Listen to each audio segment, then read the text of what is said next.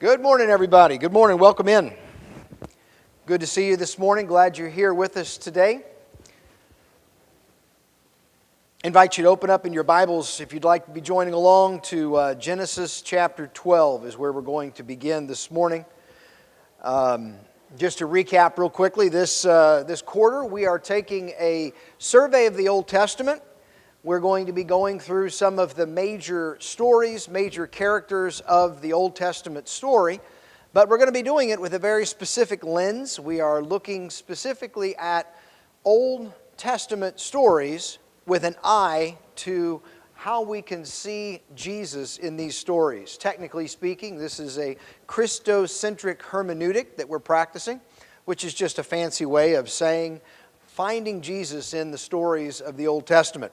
And we spent a couple of weeks in the story of Noah. We had scheduled to cover Noah in 1 week. We spent an additional week talking about some of the questions that were raised in that class, and grateful for that. Today we are back on track in our schedule by looking at Abram, soon to be known as Abraham. You know, as we begin this morning, I'd like to just take a second and open it up for some discussion, and I'll give you a quick prompt. When I say Abram or Abraham, what are some of the characteristics? What are some of the qualities, virtues? What are some of the aspects of his personality that come to mind for you? I say Abraham, you think what? The knife coming down. Okay, the knife coming down. One of the most important, one of the most memorable stories in the life of Abraham is the sacrificing of Isaac. Yeah. What an incredible moment, right? Just it typifies so much of who he was as a man, and everything that is summarized in that story is powerful. What else comes to mind for you? Okay, being one of the very, very few people that we have in the Bible who regularly, or at least periodically, has conversations with God, interacted with God, standing on the mountain, just having conversation with God, talking with God in some really amazing and profound ways. I mean, you put them in a small category, right? You got Moses, you've got Abraham, you've got some of the prophets. Many of the prophets didn't have that same kind of conversation, but it's a very, very small number, and that really is a profound statement of his importance in the story of the Bible. What else comes to mind for you when I say Abram or Abraham?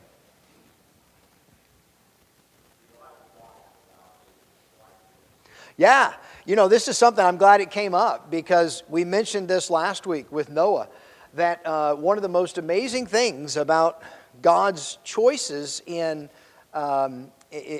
creating His Bible is that He did not sanitize for our protection the men and women of the Bible. With Abram, we have a man who had some deeply, profoundly troubling, really heartbreaking character flaws. And one, of course, that comes to mind is that he did lie twice about his wife, called her his sister instead of his wife. And if you dig into the details of those stories, in both of those stories, he personally benefited very much. He received treasure, and he received accolades, and he received prominent position and status. And she, both times, was put in an incredibly precarious situation. Both times she was placed into a harem. Thankfully, if you read through the scripture carefully, it looks like God interceded before anything could take place. But still, you're talking about an incredibly misogynistic kind of approach to use your wife in a way to benefit yourself. It's a sad flaw. What else do we know about him?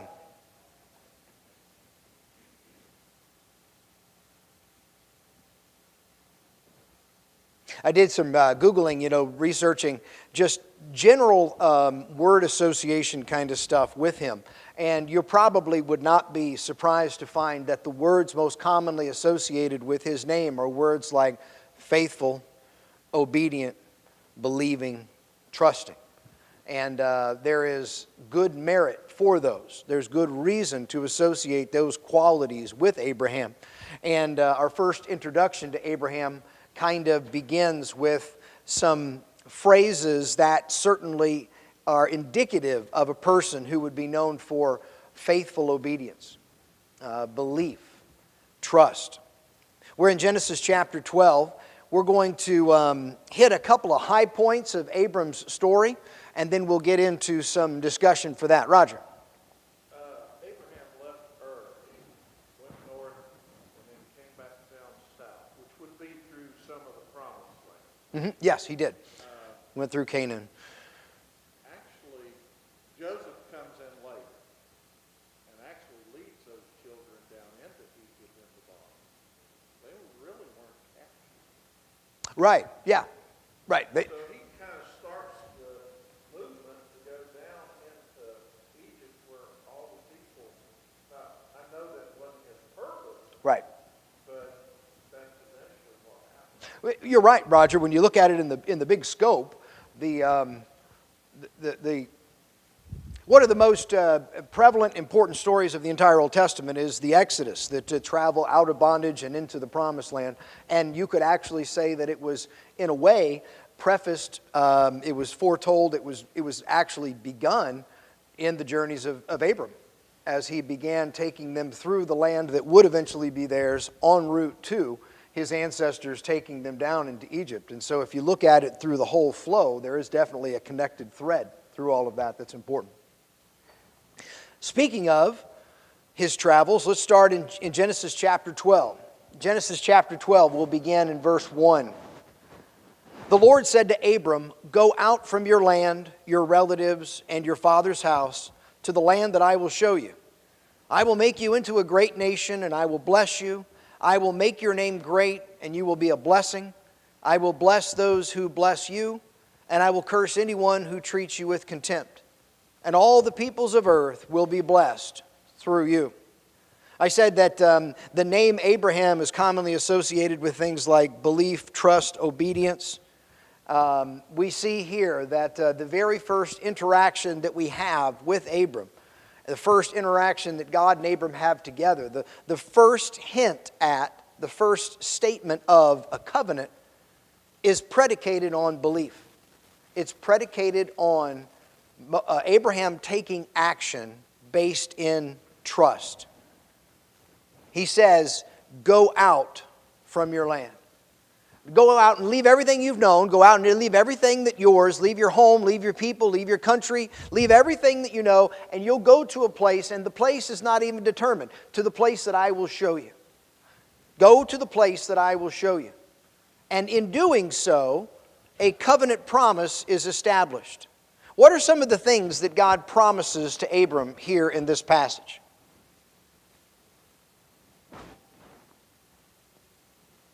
What are some of the things that God says, here's my covenant with you, here's what I'm promising you, here's what I will provide for you?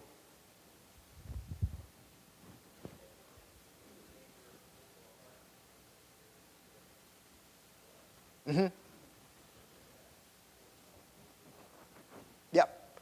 The idea of blessing, that in obedience there will come blessing for you, Abraham. If you follow this, there are blessings to come. Now the blessings have some specificity. Bless you, make you a great name. I will make you a great nation. I will give you a land that I will show you. I will protect you. He says, I will bless those who bless you. I will curse those who curse you. He says there's going to be a protective quality to this. But all of this is predicated on obedience. All of this is predicated on a belief, and this is a phrase you'll hear me say a couple of times today, a belief that demonstrates itself in obedience. A belief that demonstrates itself in obedience. To have a belief and to not have an obedience associated with it is to not really have an obedience, a faith that's worth much. If you're not willing to put some action into the belief, it really raises the question of whether or not you believe it. And what we have here with Abram, and one of the reasons why I think that he's given names like the father of the faithful, is that he establishes from the very beginning with his life that I believe God, I take Him at His word, I trust Him, I'm faithful in the fact that I will put action to my belief. The very next verse, verse 4 says, "So Abram went, as the Lord had told him." Belief confirmed in obedience. Let's skip over a couple of chapters. We have this initial promise, this initial covenant. Flip over to chapter 15. 2 weeks ago we talked about this idea of a covenant. And there are many covenants in the Bible, many covenants in the Old Testament. There's actually a few covenants that we've already spoken of. Covenants are typically follow this pattern. They are a promise or a set of promises by God. Here's what I'll do. It usually involves a set of conditions. Here's what I expect from you. And it's usually given through a mediator. Here's a person that is my messenger of this covenant. We've already talked about the Adamic, the Adam covenant. We talked about the Noahic, the Noah covenant. And here we're talking about the Abrahamic or the Abramic covenant, talking about Abram. Later we'll have more of these that we'll discuss that come through a mediator. Now, just so that we remember, keeping our focus always forward on Christ, we're already starting to see hints here. A promise by God to do good, a set of conditions where He says, here's what I expect from you, and a mediator through whom this comes. Let's see where this covenant gets a little bit more specificity as we move into Genesis chapter 15. Genesis chapter 15. After these events, the word of the Lord came to Abram. Notice here, he's still Abram. In a vision, "Don't be afraid, Abram. I am your shield. Your reward will be very great." But Abram said, "Lord God, what can you give me, since I am childless, and the heir of my house is Eleazar of Damascus?" And Abram continued, "Look, you have given me no offspring, so a slave born in my house will be my heir." Now the word of the Lord came to him, "This one will not be your heir. Instead, one who comes from your own body will be your heir." He took him outside and he said, look at the sky and count the stars if you're able to count them. And he said to them, "Your offspring will be that numerous." Listen, Abram believed the Lord, and He credited it to him as righteousness. As we look at this second layer of covenant, this reminder of the covenant, He's already said, "I'm going to take you to a new place. I'm going to give you a family. I'm going to make you prominent. I'm going to protect you." Years have passed. And once again, God comes to reestablish, to remind Abram of this covenant. He said, "Remember what I've told you." And Abram says, hey, I still don't have any kids. You said I'm going to be this father of many. You said that there's this promise coming. But the promise has not been borne out yet. I don't have any evidence of this promise coming true yet. What you have told me hasn't transpired yet. I'm in a waiting place, God. What does Abram do while he's in the waiting place? He does what a lot of us do, right? He makes contingency plans. What was Abram's contingency plan right now?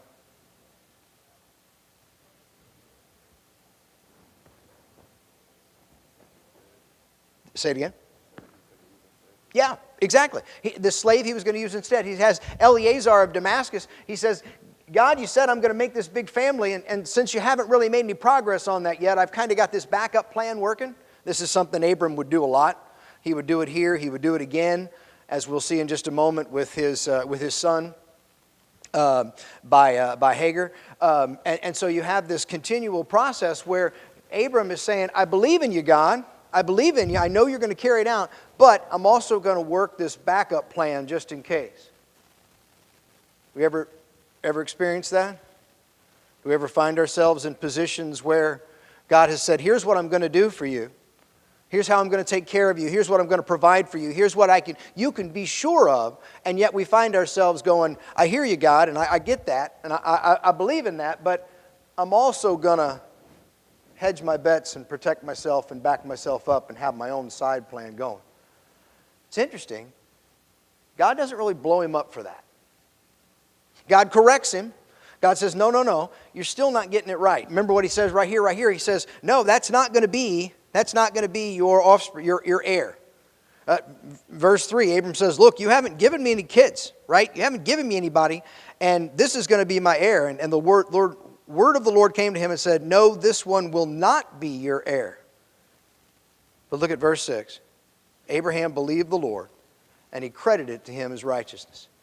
Both times, the statement that we have is a statement where Abraham is evidencing, he's giving support for his belief by his obedient action.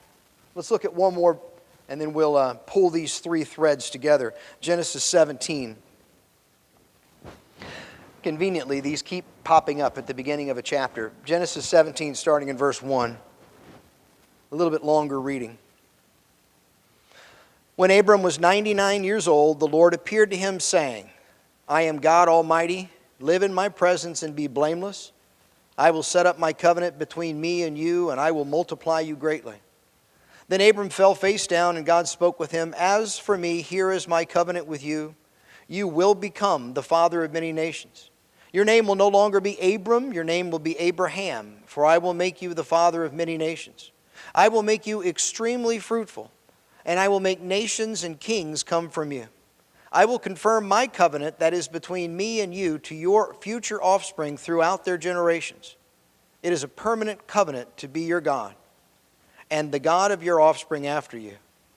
And to you and your future offspring I will give the land where you are residing, all the land of Canaan as a permanent possession, and I will be their God. God also said to Abraham, As for you and your offspring, after you have throughout their generations are to keep my covenant. And this is my covenant between me and you and your offspring after you, which you are to keep. Every one of your males must be circumcised. He goes on through a little longer process there, but this is a restating of the covenant format. Here's what I'm going to promise you. Here's what you can count on and depend on.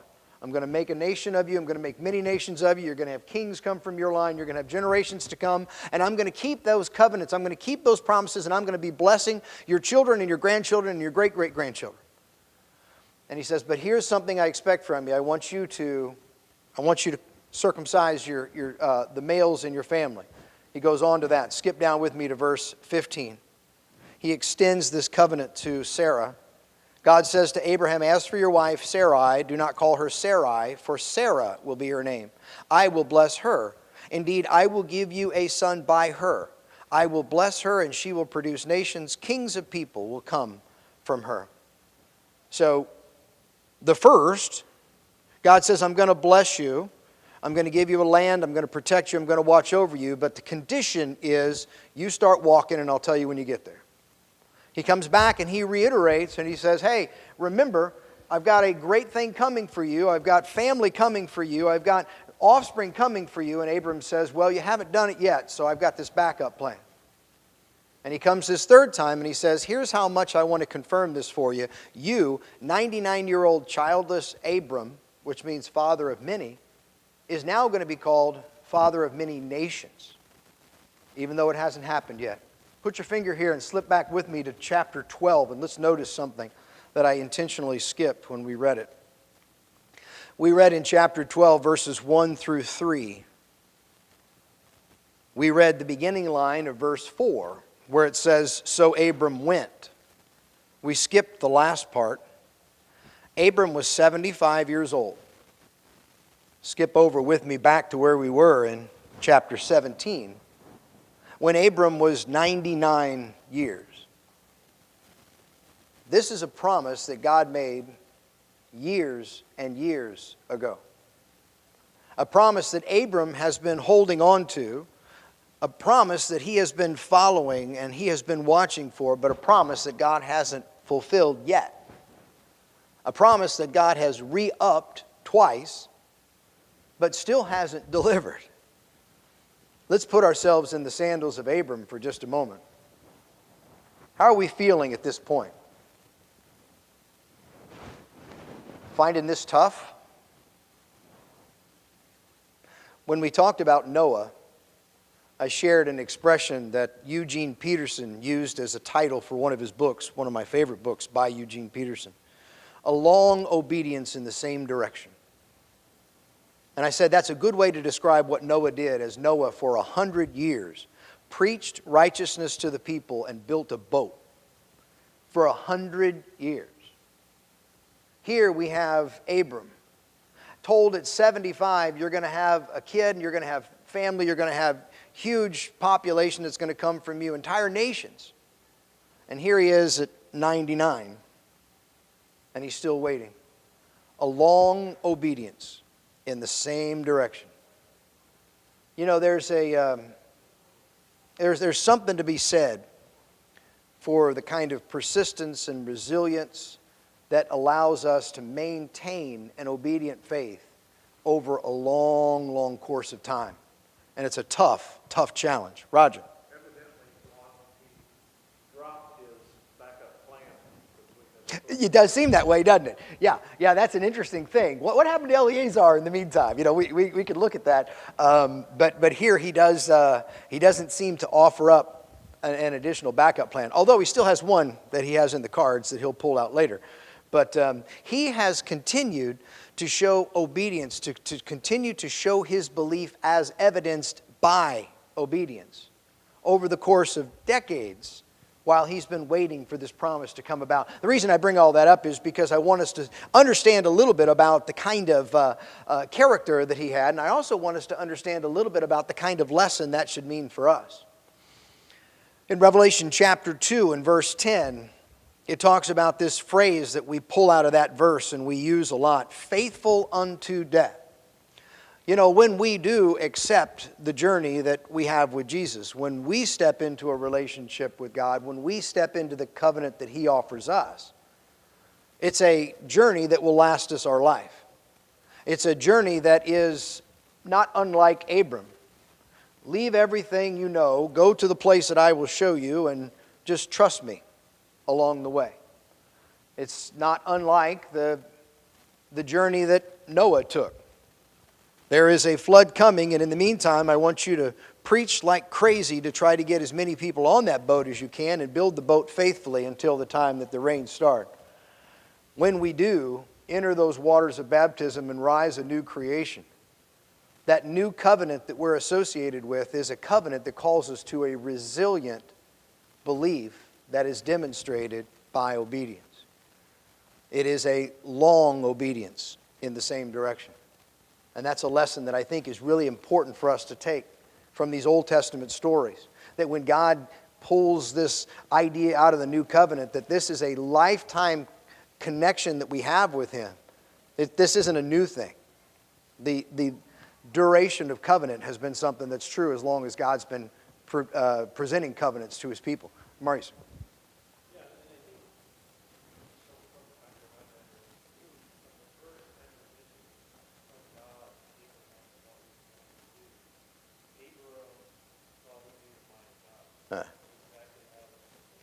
Yeah.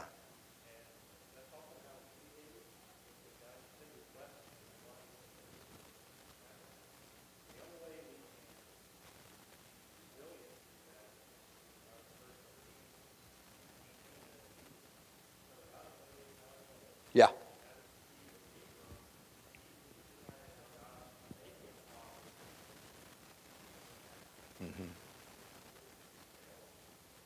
Yeah. Those are excellent points. Excellent points. And that's something that I think has great corollary value in our lives today, is that God has promised us things. God has given us assurances. He has made covenantal commitments to us and said, here is what you can be sure of from me. And they are things like bless us and protect us and guide us and watch over us and direct us. That doesn't always play out the way it looks in our minds. I'm sure, I don't want to say I'm sure, my guess is that when God came to Abram and said, I want you to go to a place I'm going to show you, he's probably figuring I've got a couple days, couple weeks, maybe even a couple months of a journey ahead of me. That's probably what I'm looking for. When he said, you're going to have children and family, I think he probably, as any of us would, assumed that he understood the timeline, the situation, the circumstances, how that was going to play out. And it just goes again to show that God's plans are not our plans. We have a way that seems right to us. And that's not necessarily what God's timing is, what God's plan is. And we would be wise to take a page from Abram, the good stuff that Abram does have to provide for us. And one of them is this idea of a resilient obedience that accepts. It may not be the way I think it's going to be. It may not be in the timetable that I think it's going to be. And sometimes I think that means we have to look very closely at what God is doing, rather than getting caught up in what we expect God to be doing and not seeing that take place. It's kind of an aside, but have you ever been in that spot? I get in that spot where I'm convinced that God's going to do this, and so I'm just standing and waiting for this. This is going to happen, whatever this is. I'm watching. God's going to, and the whole time, God's crazy busy at work over here, doing all kinds of great things, and I'm so focused on, I know He's going to be moving in this direction. I know this is where He's going to be taking me. I know this is where my future is going to lie, that I'm completely missing out on the things that He might be doing in my life all around me. Not a direct corollary to this story, but that's just kind of a personal way that I see this playing out in my own life sometimes. Sue Darby. I'm just really intrigued by Sarah with like Hebrews 11:11. What is your take on when it says, by faith Sarah herself received power to conceive? She had an act in that, and that part that has always struck me. That it was by her faith that she got the power. It wasn't like she was just a bystander having it happen to her. That if she didn't have a strong enough faith, knew this was going to happen, I don't believe she would have. Is that your take on it? Let's turn to that together. Hebrews 11. Here's a little rule. If you live in my house and you have a deep question, ask me ahead of time so I can prepare for it. I'm kidding.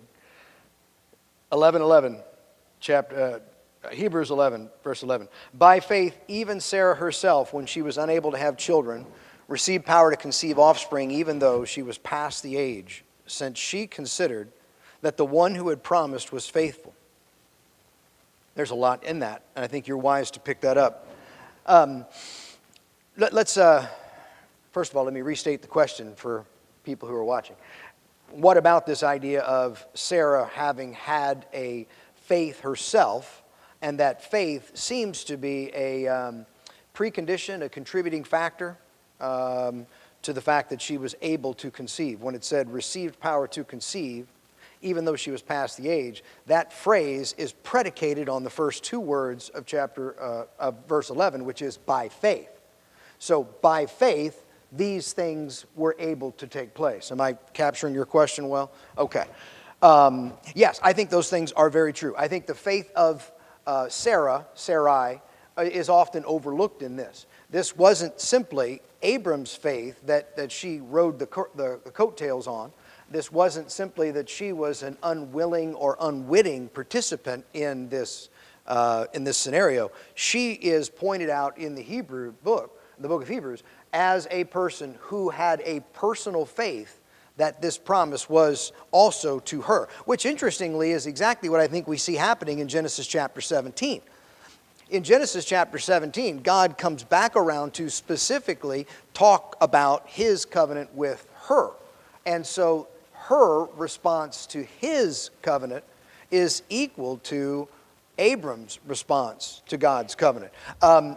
Do I think those two things are important? Yes. Do I think that her faith played a contributing role? Absolutely.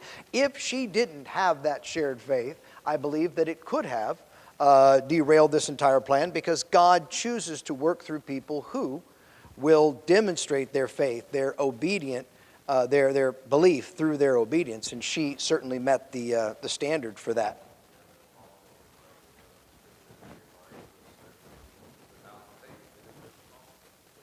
Absolutely.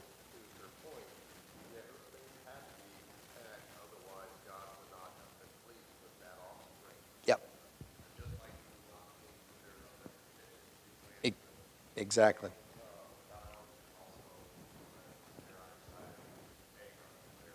Ishmael, right. Yeah. Without faith, it's impossible to please God. And so we certainly have to understand that Sarai demonstrated a level of faith here that was commensurate with, this contingent to the fulfillment of this. Now, with both of these, isn't it fascinating that they're held up constantly for their faith? They're held up constantly for their belief. Hebrews chapter 11, the hall of faith. some of the most prominent displays of faith in the Old Testament are portrayed there, and yet neither Abram nor Sarai demonstrated perfect faith. They did have contingency plans. They did have times of doubt. They did have times where there was frustration. Even right here in this chapter 17 of Genesis, when God comes back for this third time to say, this is going to happen, this is going to happen. And he goes to Sarah, this is going to happen, this is going to happen. Verse 17, Abram fell face down laughing to himself. Can a child be born to a 100-year-old man? Can Sarah, a 90-year-old woman, give birth? So here we have, even in the midst of these great pillars of faith demonstrating their faithful obedience, their evidence of their belief through their action, even they had moments where they questioned, moments where they were unsure, moments that they were lacking in that confidence. This is where I love the story of Jesus, and Jesus is meeting with the man who comes and says, "My daughter's dying. Will you come?" And And he says, all things are possible for those who believe. He says, I believe, help my unbelief. There's a part, I want to believe, I'm trying to believe, I do believe to the extent that I can, to the extent that I can demonstrate belief, I am, but there's still a lack there. I need more than I have. I need more belief than I have. I need more confidence than I have. And I find myself so commonly in that situation where I say those kind of things like, God, I really believe you, I trust you, I know it, and yet help me in that part that I'm still lacking. Help me in that part that I'm still lacking. And I find it so comforting that some of the great heroes of the Bible were also in that situation. And it was more about the effort forward and the diligence that they tried to demonstrate than the actual perfection of it. I'm going to come here and then come right back to Roger. Maurice?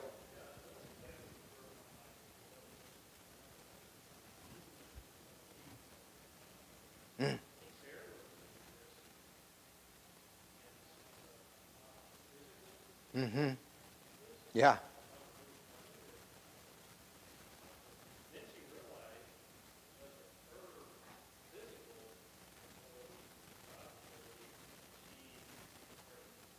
Mm. Mm-hmm.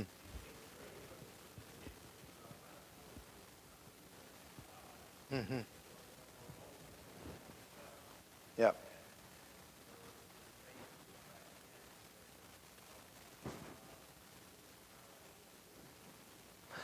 Both of those are great points, Maurice, when you talk about the fact that from a physical standpoint, that would have been laughable up until the point that you accept it, in which case it becomes frightening.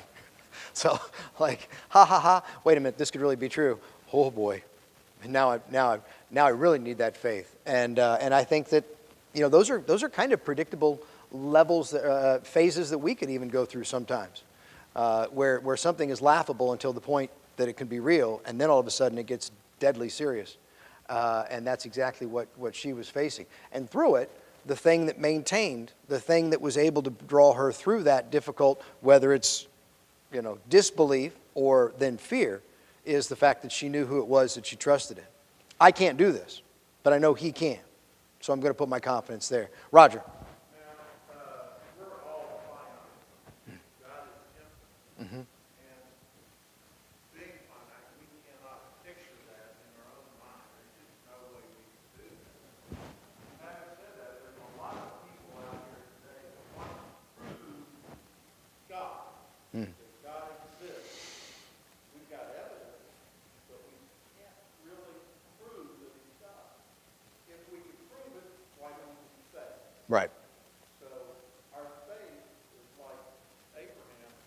He couldn't prove it, but he certainly had faith that God was there. That's a really good point, and that's something that I think is of great significance when we are sometimes in situations where people demand a proof of God, a proof of God's existence, a proof of God's power. The very nature of that argument is a fallacy in and of itself. We cannot prove something greater than ourselves, thus it would not be greater than ourselves, and if it's not greater than ourselves, then it can't be God. So if we could prove Him, then by definition, He could no longer be God, because I can only fully encapsulate something smaller than myself.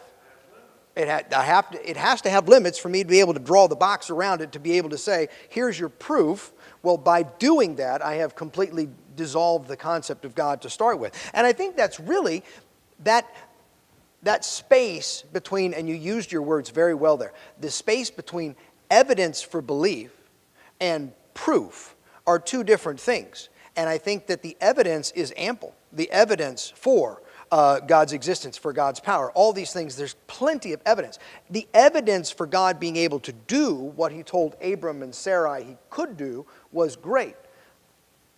Proof is not even a part of the discussion, because without faith it's impossible to please God. Faith has to have a role in that. And so faith is there for two reasons. One, because we cannot know it completely, or it would not be God. It wouldn't be God's promise, or he wouldn't be God. And second, without that understanding that there's always going to be a gap that we step over in a journey of faith, that's where God's pleasure falls on us. That's where we, what's the phrase we've been using? We demonstrate our belief through our obedience. That is the process of faith. Great point. When we look at all that, and this is point 1A and B of my 5 points today, so we're obviously not going to get very far. Shocking. But where that leaves us then is a great corollary to our own lives. And I think that in the life of Abram, we can see a lot of the promises that God makes for us. The thing I wanted to make sure I did wrap to before we get out of here is the fact that we also, like Abram, are following a covenant. We also are following a set of promises that God has given us. And he says, here's what you can count on. Here's what you can depend on. Here's what I will do for you. And he gives us a series of expectations. Because of the covenantal relationship that you and I have been called to live, this new covenant relationship with God, there are standards and expectations that God says, here's how my people live and operate and think and function. Here's the way you work in this world. Here are the things that I want to see in you in response to the covenant that I give you. It's not that because you do it, you have earned this covenant, you've deserved this covenant. Just going around circumcising people did not put people in a covenant with God in the Old Testament. And there has to be that understanding that it's not meritorious, but it is an expectation. We have the third aspect of covenant connected to the fact that covenants usually come through a mediator. And that new covenant we have is a covenant found in Jesus Christ. And it is a covenant that is like the covenant given to Abram, a covenant that is without limit. He talks about the offspring for generations and generations and generations to come, that he will be the God of Abram's children, grandchildren, great-grandchildren. And so it is that this promise, as we read in Acts, is for you, for your children, and for those who are far off. Turn with me, if you would, to Jeremiah. Let's turn to Jeremiah 31 for just a moment.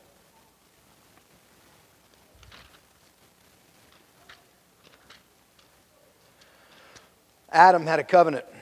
Noah had a covenant. Abram had a covenant. Chapter 31, Jeremiah. A new covenant is coming. All the way back in the days of Jeremiah, Jeremiah is told there's a new covenant coming. Jeremiah 31:1. At that time, this is the Lord's declaration, I will be the God of all the families of Israel, and they will all be my people. Skip down with me. Let's go to 31, all the way down to verse 31. This is just rich covenantal language. 31. Look, the days are coming. This is the Lord's declaration. When I will make a new covenant with the house of Israel, with the house of Judah, this one will not be like the covenant I made with their ancestors on the day I took them out by the hand to lead them out of the land of Egypt, my covenant that they broke, even though I am their master. This is the Lord's declaration. Instead, this is the covenant I will make with the house of Israel in those days, the Lord's declaration. I will put my teaching within them and write it on their hearts, and I will be their God, and they will be my people. No longer will one teach his brother or his neighbor, saying, know the Lord, for they will all know me, from the least to the greatest. Then he goes on to talk about what he's going to do for them. He's going to forgive them. He's going to protect them. He's going to stand over. But the point here is, the covenantal relationship that we're called to in the new covenant is a covenant that is written on our hearts, and that it is based around the idea that we will know God. The covenantal relationship that Adam had, the covenantal relationship that Noah had, the covenantal relationship that Abraham was largely based around a series of rules and regulations and following principles. He says this is the main central thing that's going to be different between those covenants and this one. This one will be based on the fact that you know God. And you'll know God because we will have through Jesus Christ an introduction to God in the flesh, God in person, coming down and living life among us. This is what's going to make everything so different about this new covenant, that it's going to be predicated on knowing God. Knowing God. In the Old Testament, if you wanted to grow in your covenantal relationship with God, you worked hard at making sure you followed the rules and you followed the principles and you followed the rituals and you did those things because those were the covenantal bases of the whole relationship. With this covenant, to work harder on covenantal relationship is to just simply come to know God better. To be more in relationship with Him, to be more in connection with Him, to be more connected to Him. This is the centerpiece of the new covenant. They will know God. And here's the deal. The more we know God, the more we will be motivated to be like God. So we will be pursuing righteousness and holiness and proper etiquette and all the rules and all the things that we know are true. But that is and of themselves not the whole point of it. The whole point of it is that we are on a journey to come to know God better. Boy, I wish we had time because there are several principles in there about how that brings Jesus into this. But I'll just suffice it to say for our time that we have here, that we clearly identify that the covenant relationship that we have, the covenant we have in Christ, the new covenant that's ours, the New Testament, is predicated on a person, the mediator, Jesus, and His sacrifice which made it possible for us to step into this new and beautiful relationship that has as its center a father who wants his children to know him, a shepherd who is diligently searching for his lost sheep. This is the relationship that we're called to. And what a beautiful picture of a covenant from Adam, through Noah, through Abram, that finally becomes the covenant that we see in Jesus Christ that makes it possible. Boy, I wish we had time to cover more of that, but I'll just suffice it for today. I really appreciate your comments. Next week, we'll pick it up from there. Thank you.